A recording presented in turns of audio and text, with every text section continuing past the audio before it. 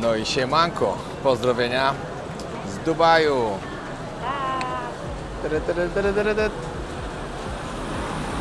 Właśnie. Jaki to jest szok po Indiach i po Kenii. No, zdecydowanie. Tak czysto, nowocześnie, pięknie. Zdecydowanie jest inaczej. O, właśnie stoi Lambo i Bugatti, idę wam pokazać.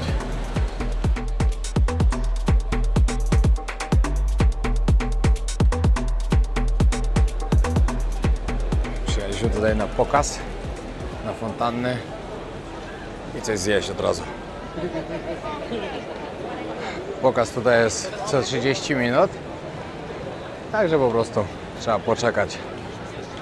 W ogóle ja się obawiałem, że ostatni będzie o 20. Jakoś się pomyliło, że tak jest, ale gościu w taksówce powiedział, że się nie przejmować, że są dłużej. Jak pięknie, nagrajmy coś. W dzisiejszym odcinku, z racji tego, że będzie nagrany tutaj, ostatnio mówiłem, że zrobimy Q&A, także dzisiaj podpowiadamy troszkę na Wasze pytania, które mogliście zadawać w karcie społeczności na YouTube. No i właśnie zaczyna się pokaz. Ale to będzie niesamowite, ja już widziałem parę razy, ale jeszcze nie widziała i zobaczy. Musimy podejść trochę bliżej.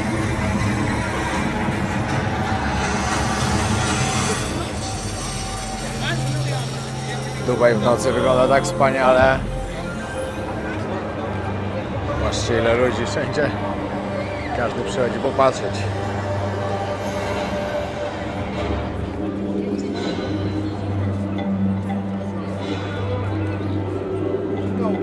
Jaka miła odmiana.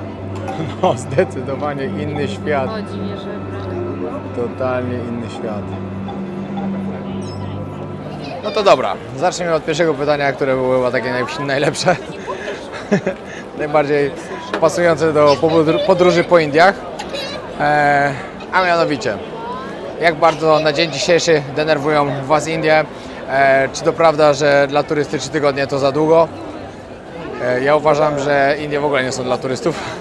To nie jest turystyczny kierunek, to jest bardziej podróżniczy. Źle mówisz, zależy jakie Indie, bo Indie są bardzo duże.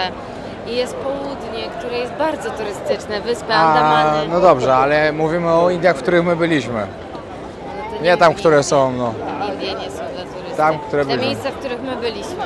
Tak, to zdecydowanie to bardziej są dla podróżników, bo powiem szczerze tak, nie każdy jest w stanie to wytrzymać. Zdecydowanie.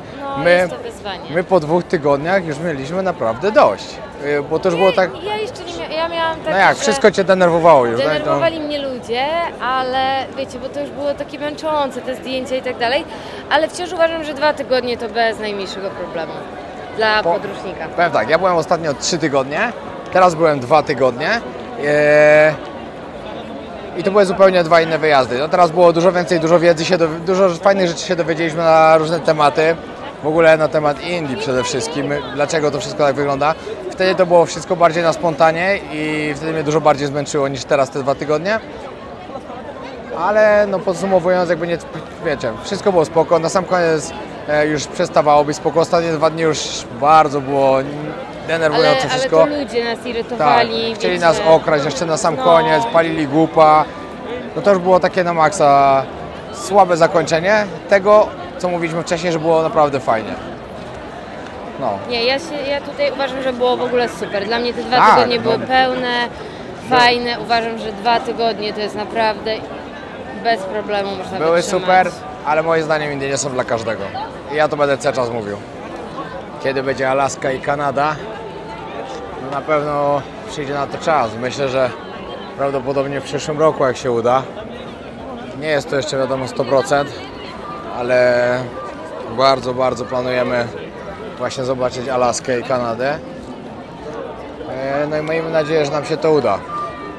W przyszłym roku właśnie planujemy znowu tamte rejony, Amerykę Południową też. Także zobaczymy, jak będzie. Kurczę, nie wiem, dlaczego fontanny nie działają. To normalnie. Jakieś godziny tylko. No właśnie, może tak jak ja mówiłem, że do 20 to te fontanny. O, idziemy zaraz na kolację do Nandosa, moja ulubiona restauracja. Dajcie znać w komentarzach, kto z Was był w Dubaju. Ja już jestem 4. chyba raz albo 5. I za każdym razem jestem tak samo podekscytowany, jak tutaj jestem i zachwycony tym wszystkim.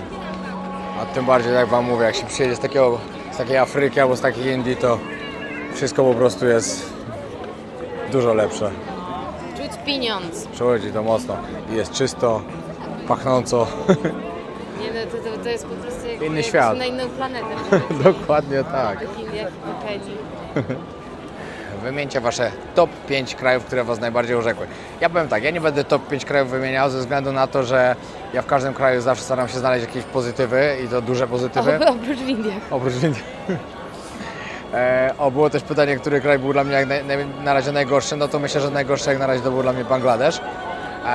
Ale dobra, ja może powiem 5 kierunków podróżniczych, które były dla mnie najlepsze, gdzie przeżyłem największe przygody. I teraz będziesz ściągał ode mnie, co powiedziałam przed chwilą. Co? Boliwia.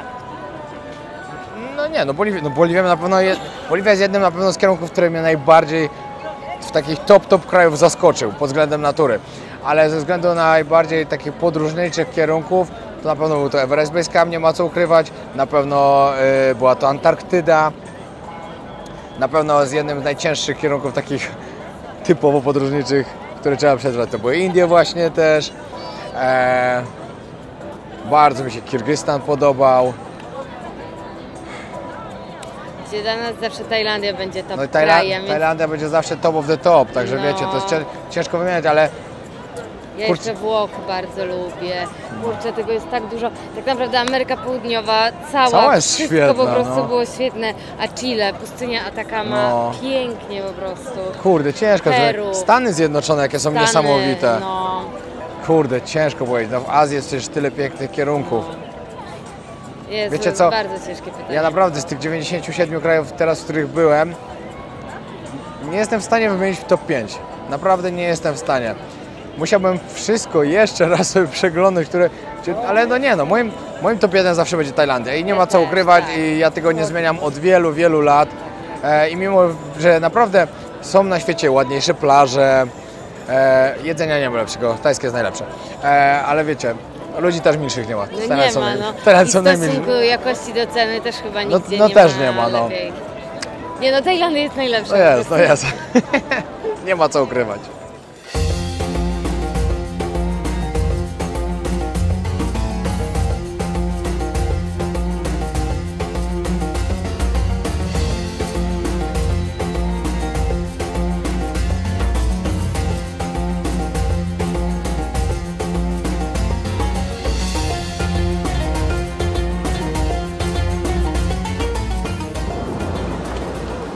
The end. Po tym, co widzieliśmy w Indiach, to już nie robi aż takiego wrażenia, ale Zdecydowanie. W Indiach była taka petarda, ten pokaz w New Delhi i tam w ogóle wszystko jak świeciło i tak dalej. Szok. Co Niala? tak. No powiedz, jaki był plus Indii? Pokaz fontan. Najlepszy na świecie. I świateł. Tam robiło wrażenie. Kolejne pytanko było. Jakie plany na resztę roku? Jakie plany podróżnicze przede wszystkim? No chyba o to chodziło. No to tak. Teraz, jutro dokładnie lądujemy w Katmandu. Tam sobie robimy 3 dni przerwy. A w sumie ja 3, Ala 2 tylko. Bo Ala wraca do Tajlandii, ja lecę do Tybetu. Z Tybetu nie zrezygnowałem. Tybet to jest miejsce, które chcę bardzo zobaczyć. No Ala musi wracać do Tajlandii, także wraca. Będzie tam czekała na mnie w Bangkoku. Później lecę na kolejny obóz Nag Muay Camp, który właśnie, jak będziecie oglądać ten film, to już będzie się zaczynał pewnie za niedługo. I prawdopodobnie to będzie ostatni obóz już w tym roku. No może na 90%, wiecie. Bardziej opłaca nam się robić je po prostu w sezonie. No i mi też bardziej się tam opłaca przyjeżdżać w sezonie niż tak latać.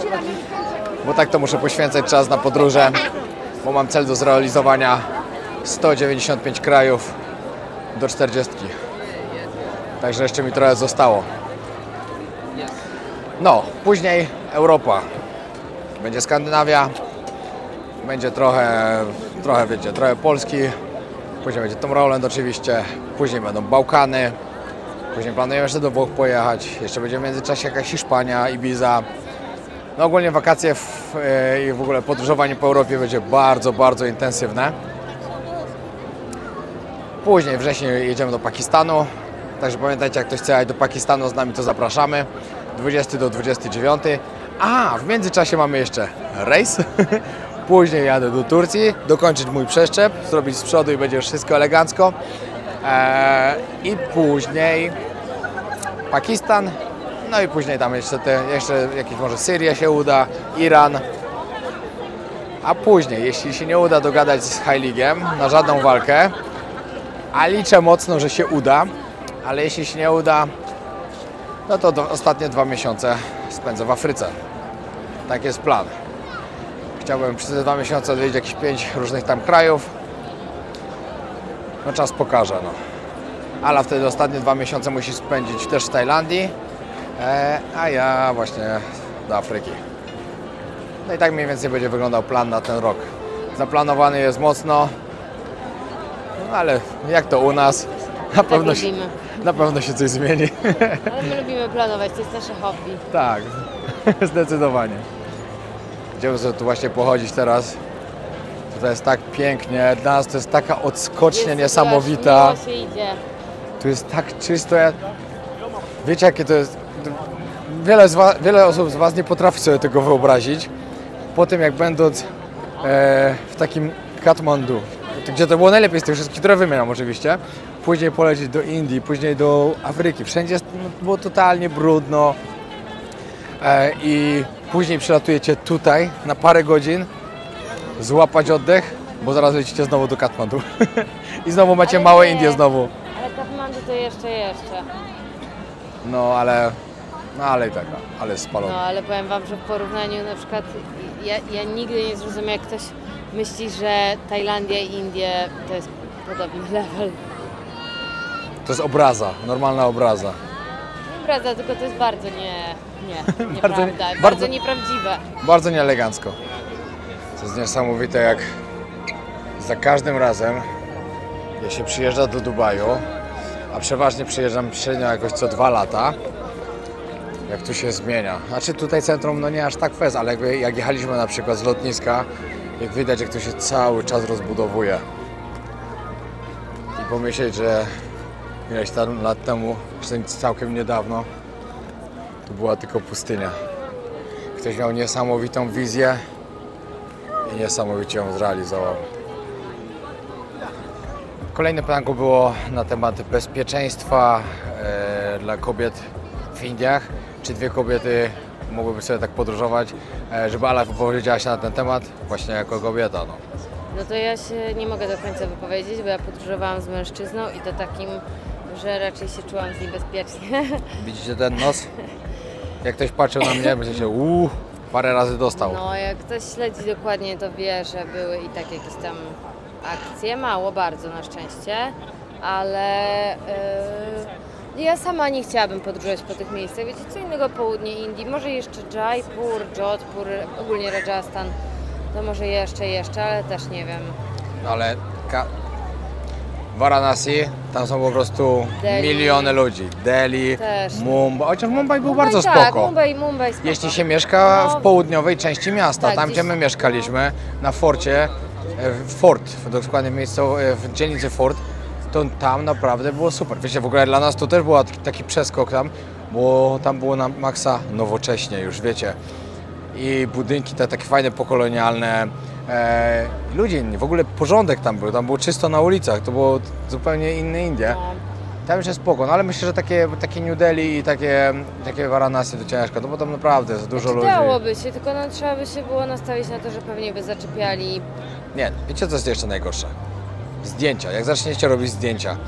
Jak Ala szła ze mną na przykład, to wiecie, no ja ją zaraz wołałem, Tak. że się śpieszymy i tak dalej i oni dawali jej spokój. Tak. A już jednak jakby była I też sama, tak nie podchodzili, wiecie, No. aż tak. A jak byłam przez chwilę sama, no to od razu, no nie? Ale czy to jest kwestia, to bardziej kwestia upierdliwości niż bezpieczeństwa. i oni są tacy, to Także- jest najgorsze, że jak wiecie, jak myślicie, że idzie 5, zrobić sobie zdjęcie. Zrobicie jedno z 5 spoko, ale to tak nie wygląda. Tu jest zrobić takie, poziome, No, pionowe, dobra, ale wróćmy sam. do kwestii bezpieczeństwa. Ja myślę, że zależy gdzie. Są miejsca, że bez problemu mogłabym być sama, a tak jak powiedziałam, Delhi, Varanasi, Agra, nie chciałabym. No. Kolacja w pysznym Nandosie. Po prostu kocham to. Z pięknym widokiem.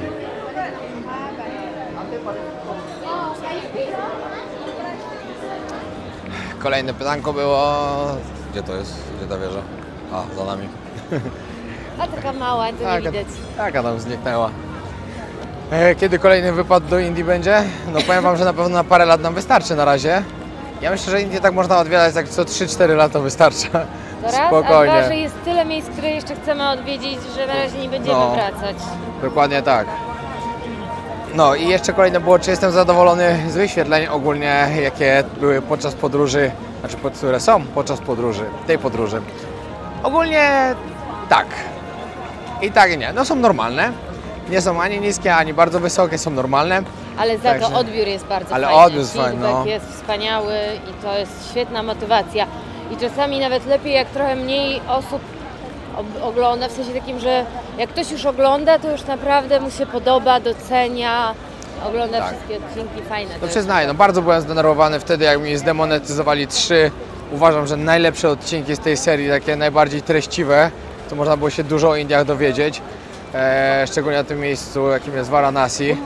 To mnie bardzo zdenerwowało, bardzo zdemotywowało, bo naprawdę wiem, że daliśmy tam się 110%, No, naprawdę. a później po tygodniu, wiecie, oni nagle stwierdzili, że jednak te odcinki się nadają do tego, żeby były na nich reklamy, tylko co z tego, jak wiecie, już po takim czasie już prawie nie ogląda, bo wszyscy, co mieli zobaczyć, zobaczyli w pierwszym tygodniu. Dlatego jak chcecie pomóc, żeby to troszkę naprawić, to Zagranicie. puśćcie sobie gdzieś tam w tle, niech leci, nawet jak sobie, nie wiem, sprzątacie albo cokolwiek robicie, to te odcinki niech sobie lecą. Może się jeszcze uda, że je gdzieś tam wciągnie w jakąś pętlę.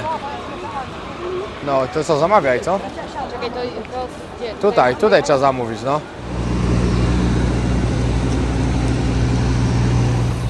Siemanko, 2 dni później.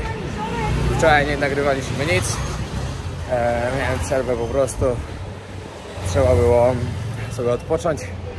Teraz właśnie idę do ambasady, znaczy najpierw idę do biura, się tam spotkać z kimś i z tą osobą będę szedł prawdopodobnie do ambasady załatwiać moją wizę do Tybetu. Jak wiecie, kolejnym celem tej wyprawy jest właśnie Tybet. Kolejnym i w sumie ostatnim, bo po Tybecie przyjeżdżam tutaj, pojadę samochodem, samoloty jeszcze nie latają, także jedziemy jeepem. Także ciężka przeprawa pewnie czeka mnie, no ze względu na to, że drogi w Nepalu są tak samo ciężkie jak w Afryce. Także nie będzie lekko na pewno. No teraz właśnie zobaczymy, co tam załatwię. Thank you. Gościu mi chciał sprzedać flet. Po co mi flet? Nie wiem.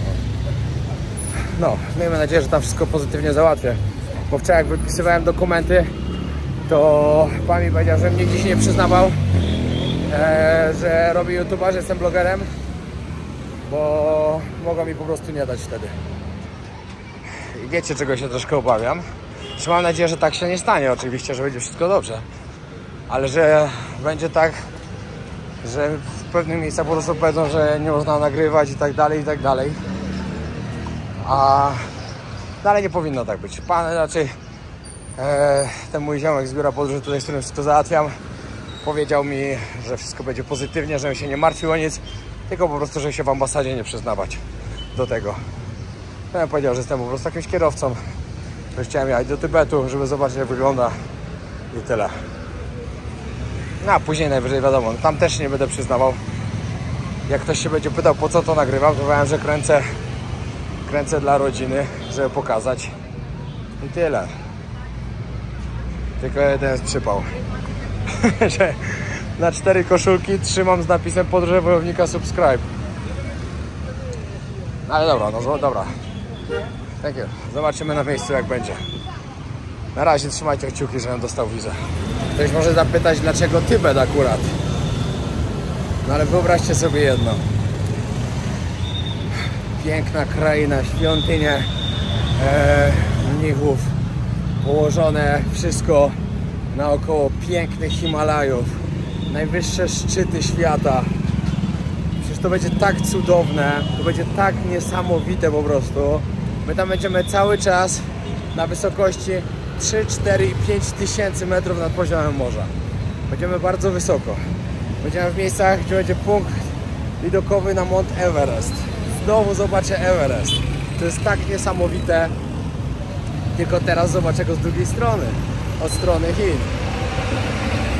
Jestem tak podekscytowany tym wyjazdem. Nie może się nie udać. Wszystko będzie pozytywnie. Pamiętajcie, afirmacja. No i wizyta zakończona.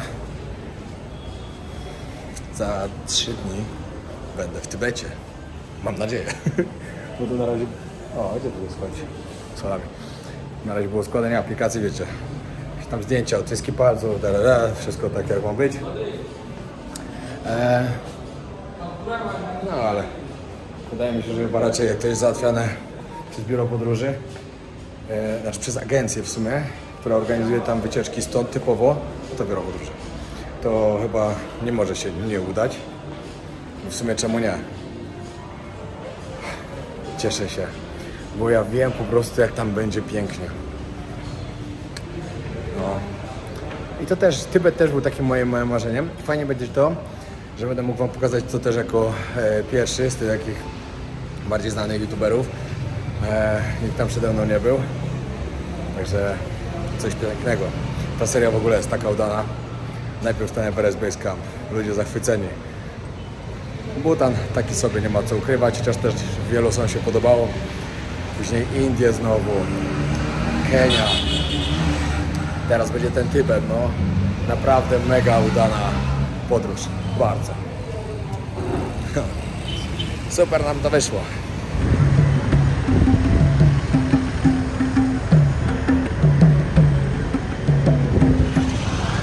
No i oczywiście, o czym wam muszę wspomnieć jeszcze na koniec tego odcinka.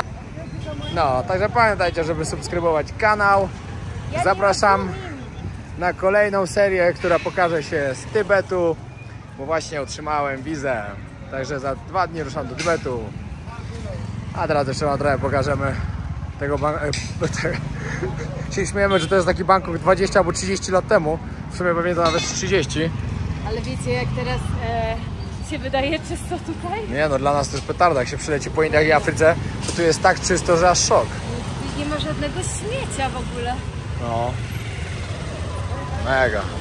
Nie, w ogóle ja Nepal uwielbiam. Świetnie się tu czujemy. I tu jest moim zdaniem bezpiecznie, Tak. czysto. I nawet też dużo osób pyta o kwestię kobiet w podróży. Uważam, że do Katmandu bez najmniejszego problemu może kobieta sama przyjechać. Ja tak samo. Ludzi. A my właśnie idziemy na siłkę, bo jesteśmy sportowymi świrami i trenujemy wszędzie, gdzie się da, bo forma się sama nie zrobi. My oczywiście formę mamy, ale zawsze może być lepsza i trzeba ją podtrzymywać. Ale to jest też kwestia siły i zdrowia. Ja zawsze będę to podkreślać, bo ja zawsze byłam szczupła, ale to jak zmienia się ciało, jak jest elastyczne i silne, to jest cudowne. Tak, dokładnie tak.